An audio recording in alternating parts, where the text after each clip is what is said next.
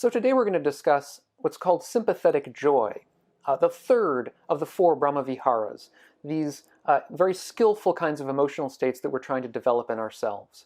Coming right up. So I'm Doug Smith. I'm study director at the Secular Buddhist Association. That's secularbuddhism.org. If you're new to the channel and interested in living a wiser and a kinder and a less stress-filled life, consider subscribing. So sympathetic joy, the word in Pali is mudita. And mudita is a sort of a general term that means something like a gladness or a feeling of kind of happiness, gladness, well-being in that sense. It doesn't really contain within it the word, the connotation that the word has taken to mean within the context of the Brahmaviharas. And in fact, in the early texts, when we read about the practice of the Brahmaviharas, of these kinds of the development of these kinds of skillful emotional states, mudita is not, to my knowledge, very fully described. We don't really get a full description of what that state is supposed to mean. And so it's really in the later tradition that we get that fleshed out a bit, and so we can really understand what the state is, what we're trying to really develop and why. So basically, mudita, or sympathetic joy, is joy in the happiness and in the success of others. We can think of it as kind of the flip side of the coin to compassion, the last of the Brahmaviharas that we looked at. And compassion is our wish that people who are suffering get better, that they feel better, that things improve for them, turn around. Whereas mudita is rather the attitude of joy and happiness and gladness that other people are doing well, that they're happy, that they're successful. It's that ability to sort of share in their success and happiness. And in that sense, it's a very important antidote to certain kinds of negative or unskillful emotions that we might have, such as emotions of resentment, such as emotions of jealousy or of envy. These kinds of emotional states that make us think less of people who are doing well because we wish it for ourselves, that we sort of want that kind of success and happiness for ourselves that we see others participating in. And so we feel a negative emotion sometimes coming up on ourselves. We feel ill will towards people who are doing well, or at least in our eyes, who are doing well, although in their eyes they may not be. But in any event, this kind of negative emotion is one that we can really do without. And so the practice of sympathetic joy is one that intends to counter that kind of negative emotion. Also, the great contemporary Buddhist teacher Sharon Salzberg, who has a book on the Brahmaviharas, it's on loving kindness in particular, but she discusses all of them. It's a wonderful book, and I highly recommend it. I'll put it down in the link, down below in the information link. I'll put it on all of my videos on the Brahmaviharas because I think it's worthwhile. I have a copy right here. I'll show you. In any event, Sharon Salzberg also mentions mudita as being an antidote to that feeling that many of us have, that people have to share our same interests. That we tend to denigrate other people who find happiness in things that don't interest us. And I think that is also a very unskillful state to have. We should be open to the fact that not everybody shares the same interests, that not everybody has, as it were, the same taste in the world, and not, for example, for us to think ill of them or demean them in some way simply because our tastes are different or our paths are different. There are different also paths to practice. I think the same kind of attitude is true there, where people on different paths may demean others because they don't really like that path. And that's fine. Not everyone likes every path. It's the way it is. And it's the way it should be. It's the way humans are different. So now let's turn to the early practice of mudita, which will remind us of the early practices we've seen in loving kindness and in compassion. So the passage goes, meditate spreading a heart full of sympathetic joy to one direction, and to the second, and to the third, and to the fourth. In the same way, above, below, across, everywhere, all around, spread a heart full of sympathetic joy to the whole world, abundant, expansive, limitless, free of enmity and ill will. So here, once again, we see an example of extending, I should say once again, if you haven't seen the other two videos in this series on the Brahmaviharas, then if you see the loving kindness and the compassion video, you will see a very similar practice. And again here with sympathetic joy, with mudita, we are expanding this in every direction. There's no discussion here of a mantra or of words we're supposed to use. We're simply supposed to generate this feeling of joy in the happiness of others within ourselves as a kind of an internal emotion that we can contact somehow through our inner ability, and then think of ourselves as expanding that outward limitlessly in every direction, without enmity, without holding anybody in contempt, without holding anybody as an enemy, simply expanding this kind of attitude of happiness in other people's success and gladness. And as also with the other two prior cases of the other two Brahmaviharas, also we'll see a certain development in the later tradition. And in particular, we'll look at Buddhaghosa's Visuddhimagga, which is where these practices are quite well developed in interesting ways, and developed in ways that have become important in the later tradition up until the modern time.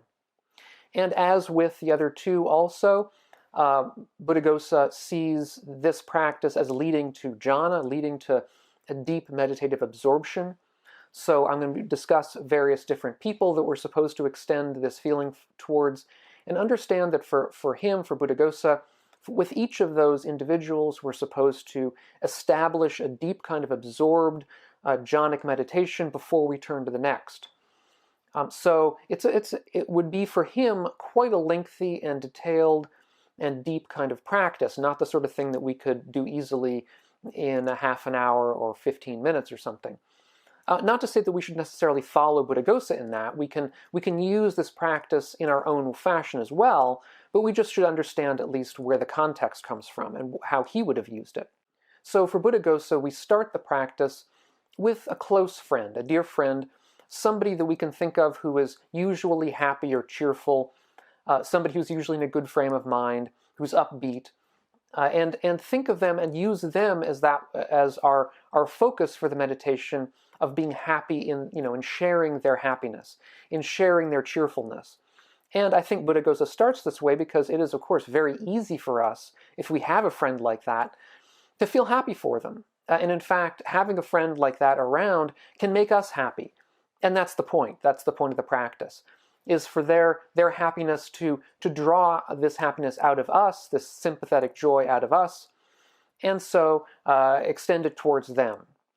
And what he says is that if you have a friend like this who, for some reason, isn't happy right now, perhaps some temporary ill has befallen them, and right now they're kind of in a bad mood, then reflect upon the way they used to be happy and use that as your focus. Or reflect upon the fact that they'll be happy in the future, once they overcome this difficulty, and sort of think of the way they usually are. And so that is his way of practice, where he's starting from something that's relatively simple. Then the second person we're supposed to extend this feeling of sympathetic joy to is the neutral person. The person who we see on the street, we see in the cafe, wherever it might be, without even knowing their name. Somebody we may sort of run into now and again, or maybe even just once, but remember well enough to do the meditation. And just they're sort of a stand-in for the every person, if you like. And so we extend this feeling towards them, that if they're happy, I suppose in this meditation we're supposed to think of them as being happy and sort of sharing whatever joys or whatever successes they may have in their life. And then from this second person, this neutral person, then we move to the third person, who is the antagonistic person. And once again, we think, we should, I think, mentally conjure up an idea of this antagonistic person to us as somebody who has their own successes in their life, who has their own happinesses now and again, and then to be happy for those, for this antagonistic person. Because no matter how antagonistic somebody may be to us, they're going to have their own successes, they're going to have their own happinesses, and we can at least attempt to break down barriers between us and them by at least sharing in their happiness wherever it might be found. And I suppose the longer term practice then is to cease having people who are antagonistic to us, because as we share in their happiness, we slowly but surely begin to stop thinking of them as antagonistic and begin to think of them as a normal person just like us who has their likes and dislikes. And as I recall, Buddhaghosa doesn't really give us a mantra or something to say to sort of get this off the ground, but in a contemporary practice, I believe Sharon Salzberg talks about mantras or phrases like, may your happiness continue, may your good fortune increase and continue, may you be happy into the future. These kinds of mantras or sayings that we can say to ourselves, at least to get the idea off the ground in our own minds. That's the kind of attitude we're supposed to have, is this attitude of goodwill towards another person's success, of wish that it continues, that it doesn't end. We can go from that, I think, from wishing for particular people to be happy, to a third type of practice. I mean, the first, again, is going to be the practice of extending it without any kind of mantra, just extending it outwards infinitely or without boundary. The second is going to be taking particular people with a kind of a saying, if we like, or a mantra. The third practice, similar to the second, is going to be sort of saying, may all beings, or may all people in my family, may all my family and friends continue their happiness. May all people in my sangha continue their success. May all people in my country continue their success. May all people on earth, may all beings everywhere continue their happiness and success. We can see how we can extend that out in the same way that Buddhaghosa extends from one person to another, who are more and more difficult to us. We can extend out this kind of sphere of goodwill, of sympathetic joy, and that would then be our third practice that we could potentially use. And use whichever one of these practices, of course, works well for you. Try one, try another. It doesn't, I don't think for me, in my estimation, doesn't really matter which one we begin with, but the idea is to extend it out as far as we can. Now, I'd like to say a couple of words also about issues of justice, of social justice, because many of us will be interested in trying to make the world a better place. And that kind of attitude usually comes up from compassion, which is the prior of the Brahmaviharas that we saw. But I think it's also important, even from a social justice kind of perspective, or a perspective on bettering the world, if you prefer that terminology, not to lose sight of sympathetic joy, of joy in the happiness and success of others. Because otherwise, we can get into a place, I think, of psychological resentments. Because we can think of helping the people who are suffering, and that wish to help, that compassionate attitude, can lead to ill will in certain respects. And it's completely understandable, completely human that it should in many respects, because we can all think of the ways that certain successful people have attempted to harm the poor or the unsuccessful or the suffering in many ways. But even holding that in mind, the practice is as well to have sympathetic joy for the happiness of others in whatever form it may be. We don't have to approve of the root of the happiness to approve, or at least to take joy in the happiness itself, or to take joy in the success itself, just in the terms of making people happy. Because taken on its own, happiness is a good thing. Well-being is a good thing. Or at least, shall we say, success in certain respects is a good thing. That said, we may also turn to the question, what about people who find happiness in the suffering of others? And this is a question that really is not dealt with, to my knowledge, very extensively in the early texts, and certainly not with regard to sympathetic joy. So I think we have to extrapolate a bit in this circumstance and think about what the Buddha might have said to people who take joy in the suffering of others.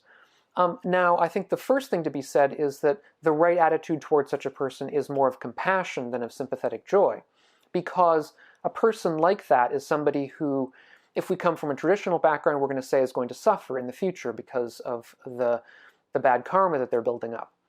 Or even from a more secular perspective, there's somebody who the roots of their behavior is certainly coming from greed, hatred, and delusion, And that in itself is an unhealthy and unskillful way to live, not a happy way to live. Those are actions not coming from a root of real well-being. And so to that extent, we can have sympathy for them. We should also remember that the Buddha says that we should have metta, or loving kindness, even for people who do great ill. The very famous sutta of the two-handled saw, where he says, he gives a very, very deep and a shocking kind of example, where he says, even if you're being basically sawed apart by bandits who are trying to steal your money, still you should not have any enmity towards them. You should hold them with a mind of loving kindness. So in that degree, we can say, for the Buddha, it's probably the case that mudita is really supposed to be, or sympathetic joy is really supposed to be one of these, as it's described, boundless states. We're supposed to hold it boundlessly. So we have joy in everyone's success, and however they see that. Again, without necessarily approving of anything in specific that they're doing. Indeed, the things in specific that they're doing may be things that we argue against or fight against in various ways. Nevertheless, as people, we hold them in regard simply because they have their own happiness. So I'd be interested to hear how you see this practice. I'd be interested. So put comments and questions, any questions you have down below. It'll be useful for me, and I'm sure useful for other people who come to this really deep and sometimes difficult practice. Thanks all of you for watching. Thanks so much to all of my subscribers and my patrons over on Patreon. If you're interested in checking out Patreon and helping the channel and helping out what we're doing here, check out the link. It's down below. And meanwhile, I hope all of you will see you on the future videos, and I hope that all of you will be well, and that your happiness and successes will continue well on into the future.